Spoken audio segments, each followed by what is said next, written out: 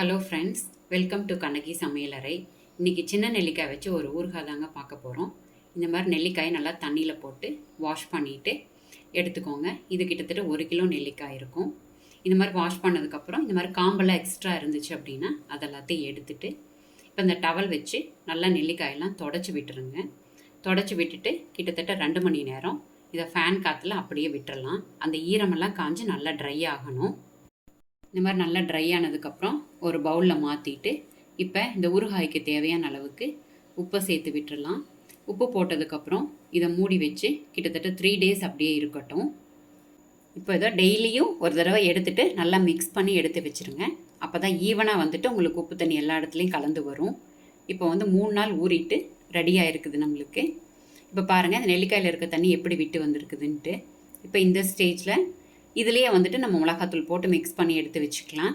இப்போ 3 ஸ்பூன் மிளகாத்தூள் இந்த இடத்துல சேர்த்துக்கிறேன். நான் சேர்த்துட்டு இதை வந்துட்டு நல்லா ஒரு தடவை கலந்துட்டு நம்ம எடுத்து வச்சுக்கலாம்.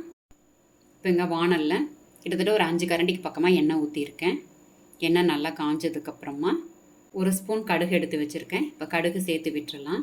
நல்லா கடுகு வெடிச்சதுக்கப்புறம் 1/2 ஸ்பூன் பெருங்காயத்தூளும் 1/2 ஸ்பூன் வெந்தயம் பவுடர் பண்ணினதும் சேர்த்து எடுத்து வச்சுருக்கேன். அதை 2ஐயும் கலந்து விட்டுட்டு நம்ம ஊற வச்சுருக்கிற நெல்லிக்காய் இதில் கலந்து விட்டுறலாம்.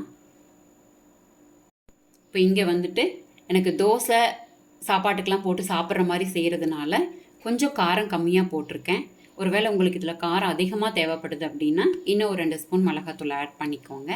இப்போ கிட்டத்தட்ட பாதி வெந்துருச்சு பாருங்கள். தண்ணி கிட்டத்தட்ட பாதி அளவுக்கு குறைஞ்சி வந்திருக்குது. இன்னும் கூட கொஞ்சம் நேரம் இருக்கட்டும். அந்த தண்ணி ஃபுல்லாக வற்றிட்டு நல்லா எண்ணெய் பிரிஞ்சு வர வரைக்கும் வச்சுட்டு அதுக்கப்புறம் எடுத்துக்கலாம். நம்ம ட்ரை ஆகி வந்துடுச்சு. நல்லா ஆயில் பிரிஞ்சு மேலே வந்துடுச்சு பாருங்கள். இந்த ஸ்டேஜில் நம்ம எடுத்துடலாம். இதே மாதிரி நீங்களும் வீட்டில் ட்ரை பண்ணி பாருங்கள். எப்படி இருந்துச்சுன்றதை என்னோடய கமெண்ட் செக்ஷனில் சொல்லுங்கள்.